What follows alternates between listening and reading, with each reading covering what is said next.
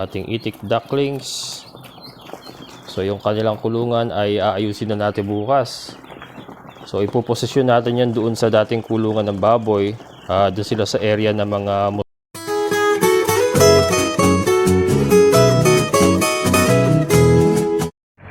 Hi guys, andito po tayo sa Parada, Santa Maria, Bulacan. Ayan. Ito po yung isang pagawaan ng kubo na nakita ko na isa po sa maganda pong gumawa ng kulungan ng manok. Ayan, so itry po natin dito. Hindi po muna ako dun sa dati nating pinagpapagawaan ng kulungan kukuha kasi medyo nasira po sila sa akin nakaraan. Gawa ng ibinibigay sa akin ay puro bukbok. Buti na lang ay napapalitan ko. So ngayon, dito po tayo magta-try. Nagtanong na ako dito na nakaraan, magaganda po yung gawa nila. So magpapagawa po tayo ng brooder para sa ating mga itik. And then additional na kulungan din po para sa ating mga manok. Ayan, so mag-inquire tayo guys. Ano? Kaganda ng kubo nila dito guys, oh. Ayan. Barangay Parada, Santa Maria, Bulacan. Ay, wala kayong apatan, boss? Ay, nandun, meron yata apatan dun. Apatan, sir, yun. Apatan yata yun. Oo. Sino ba gagawa? Yung tao ko, yung mga matanda po, tagagawa ko. Oh, yung matanda eh. Asan yung matanda? Bukas pa po, papasok yun. Bukas pa. Opo.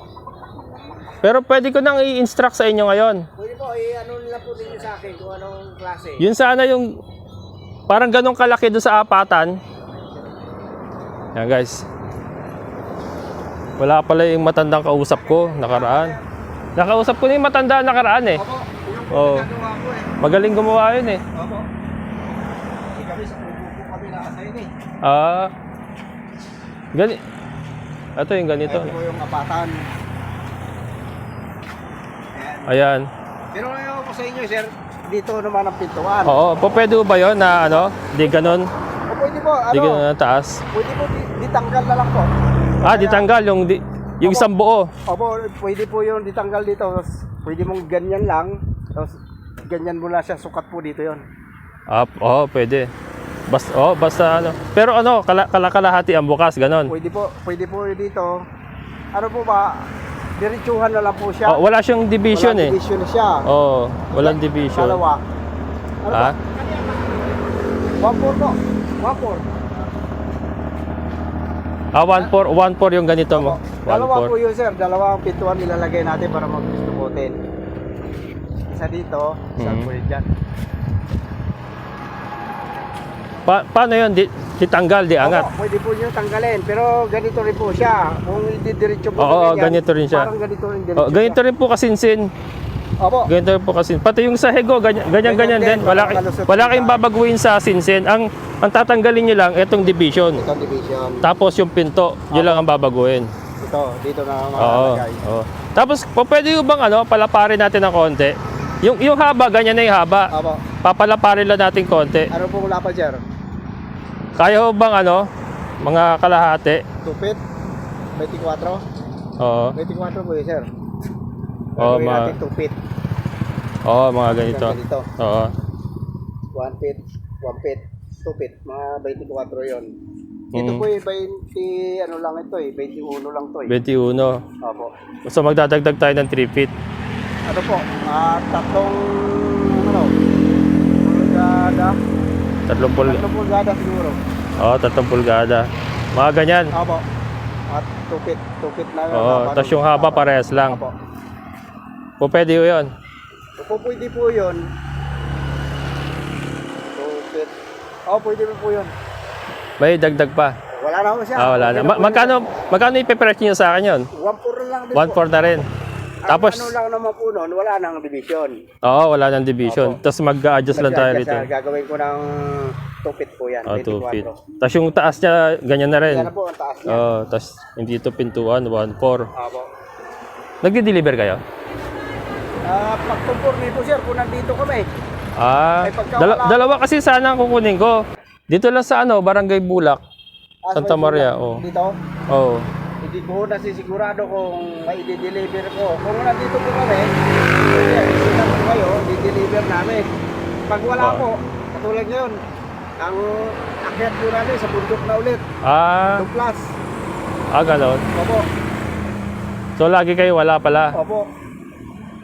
Mga service po yung aming mga ginagawa. Doon po ngayon, gagagaling. Nagtatayo kayo ng ganito? Opo, ang kubo. gagagaling lang po namin sa ano, Cavite, Amadillo. Ito maganda pagkakagawa niyo ito ah. Opo. Magkano yung ganito sa inyo? Opo, delivery na namin bukas eh.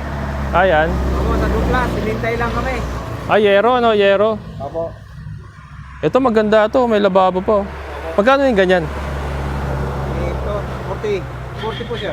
40? Opo. Mura na guys oh. 40 oh. 40 oh. May kwarto, may lababo.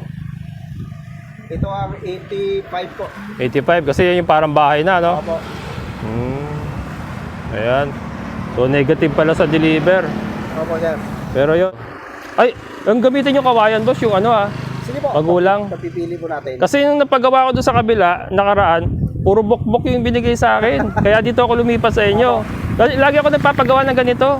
Kasi nag-umpisa ako mag-breed na manok ngayon. Opo. Di pag ano po, padadaanan ko rin ang bupa. I-spray ito. Oo.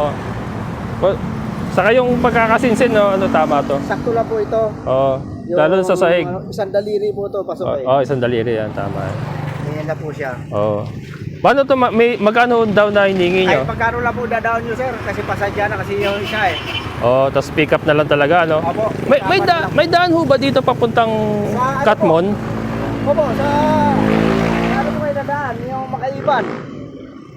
Kasi Di ba may makaiban po pababa? Kasi baka mahuli ako dyan sa ano sa Muson eh. Pag overloading to eh. Ha? Makaiban po kayo. Malapit na dito 'yon. Opo, ayan lang. Sipahan. Tapos pagdating nyo may palusong po na, lulusong kayo. Pag akyat nyo na ganyan, mayroong pakanan. Kanan ulit, diri-diretso mo, bayan kasi yun. Labas ko na nun, Katmon. Katmon po. Yun. Patag, patag. Sige. Sige, ganun ang gagawin ko. Kasi pag dito ako nagdaan sa Muson, baka mahuli ako. Tama, may huli po dyan. Overloading kasi to eh. Sige. Tapos kulong-kulong na rin. Papatong lang po naman yun. Pagkapatong lang. Siguro 2 balik ako rito. Kaya mo yan dyan, papatong lang po. 2? Opo. Sabay na. Bagay, mag-aangla naman to eh, no? Opo, ihiga po yung isa.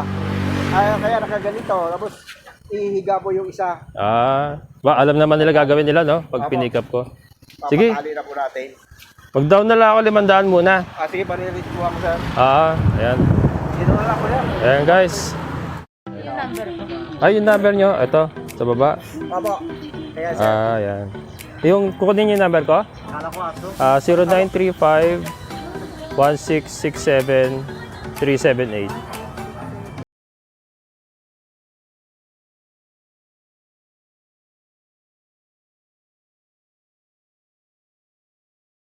Inyo Sige po, para sir. pag dito na ako lagi kukuha sa inyo. Opo. Papipili yung kay Mano. Nanonood kayo ng YouTube? Nanonood din po kami. Kabokals Farmer. Kabukas. Kabokals. Kabukal. Kabokals. Kalbo, ayan. Sige po, sir. Kabokals Farmer, ayan. Okay na. Sige, mga 1 linggo ba to? Baka wala po siguro.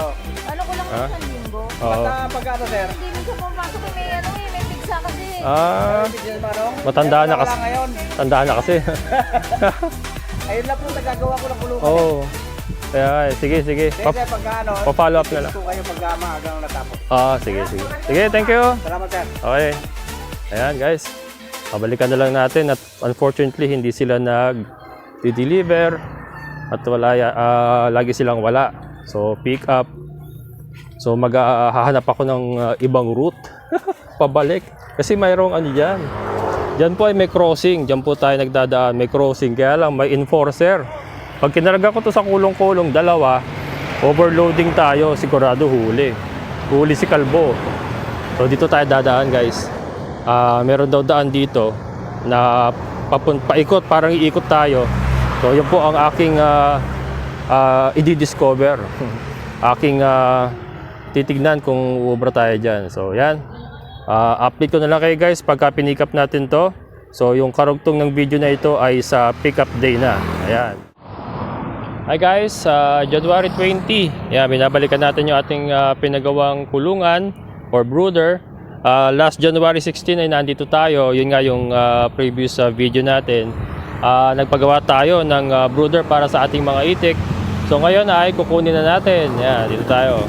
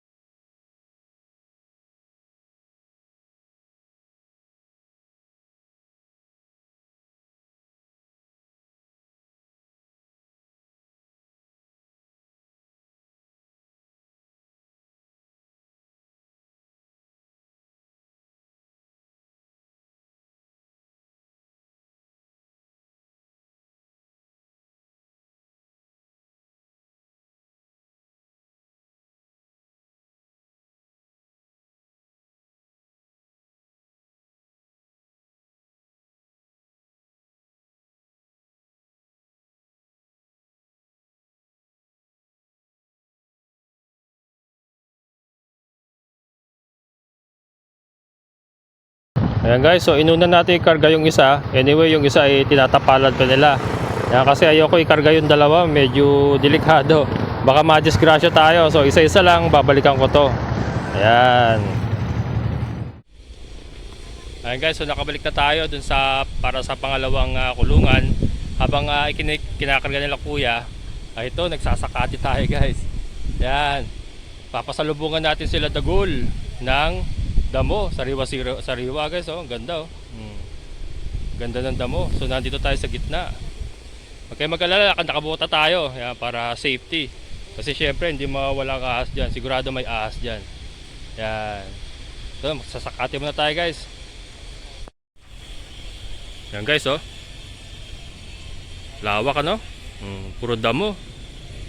Yan, minsan babalik ako dito magsasakati lang. Sabi naman ni kuya pwede raw. May mga nananakati talaga dito. Ayan, daming damo. Saganang sagana oh. Ito. Ayan, kuha tayo at mga isang sako or dalawang sako. Nagdala ako ng dalawang sako. Ayan. Ayan guys. Isang sako lang muna kukunin ko. Gahol tayo sa oras kasi alas 4 na ng hapon. Baka gabihin tayo, magpapakain pa tayo ng ating mga alaga. Ayan, oh. Yan, nakisang sako tayo. So may pasalubong tayo kila Dagul, Meng, Tisay, Bambi at Tasha. Ayan. Ayan, tara guys, balik na tayo. Lago, ang dami, oh. Balikan ko yan. Nangyari sa akin yan. Yeah. Yeah. Ayan. Oh, napakasukal guys, oh. Sure ko. Saka alanganin ako, naka-short lang ako. Although nakabota tayo, kaya lang naka-short. So mayroon pa ring baka mabulsay tayo. Nakakatakot may ahas dyan sigurado eh. Ayan. Ayan na guys. Ito yung napanguha natin isang sakong damo. Ayan yung kulungan. Ayan. Ayos. Balik na tayo sa ating mini farm.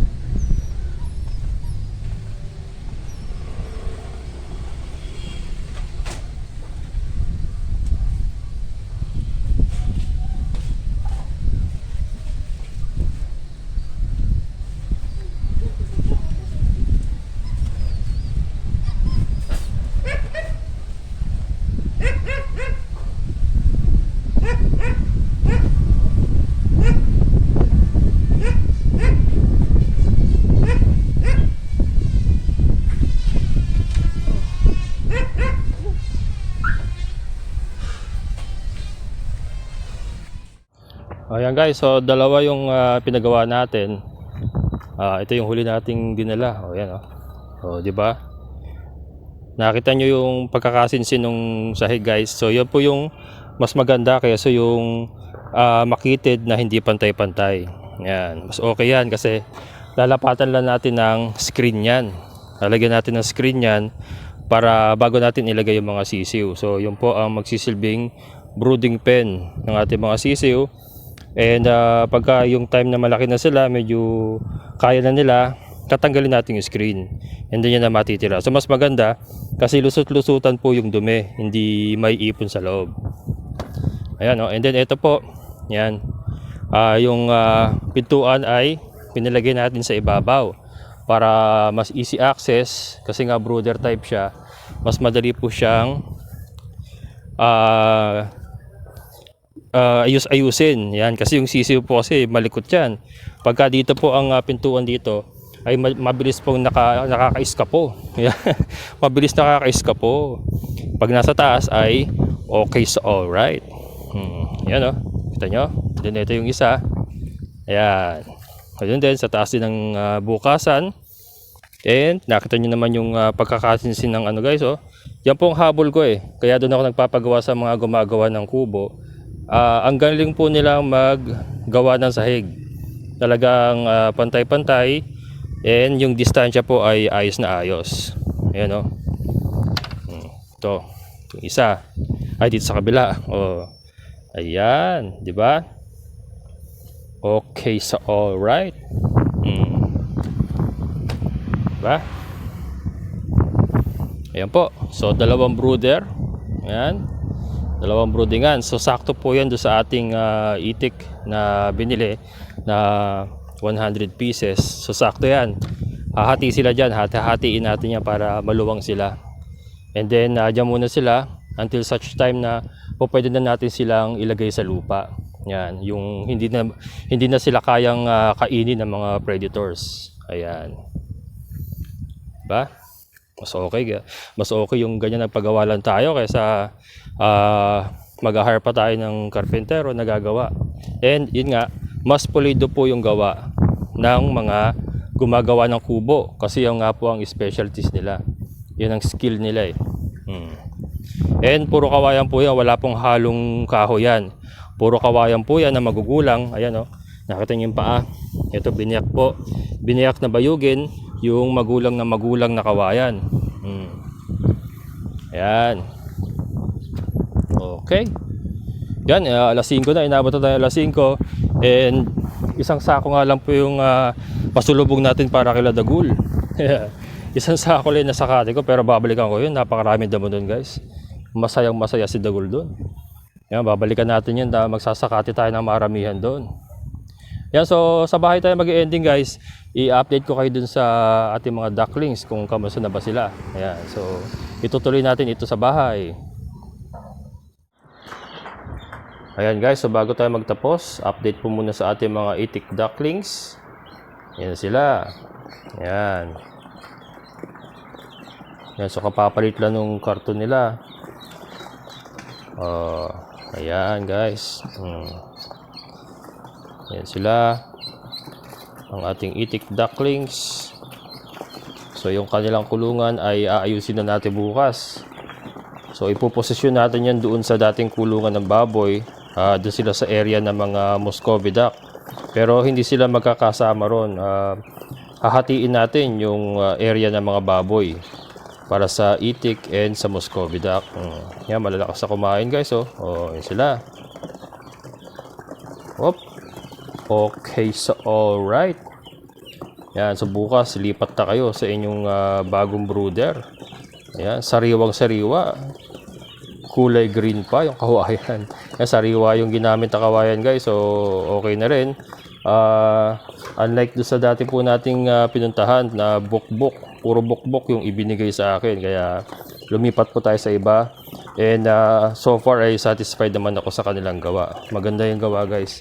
Sariwa yung kawayan, magugulang, and maganda yung pagkakagawa. Ayan. Yan po sila. So abangan nyo guys. Tuloy-tuloy po ang aking magiging update sa ating itik. Sa ating mga itik ducklings. Ayan. Okay. Yan, so hanggang dito na lang guys. At sa susunod ay i-update ko naman kayo pagka nandoon na sila sa ating mini farm. Yan, so dito na lang natin tatapusin ang ating vlog for today. Sana po nag-enjoy kayo. So maraming salamat po sa inyong patuloy na suporta. Sa mga solid kabokals, maraming salamat po. And sa mga silent viewers ko po, maraming salamat po sa inyong patuloy na suporta. And sa mga viewers po na hindi pa nakasubscribe, sana po ay mag-subscribe na kayo. And then hit nyo lang po yung notification bell para ma-notify kayo sa mga bagong videos na i-upload ko. Yan. Hanggang dito na lang guys. Amazing na buhay. Bye-bye.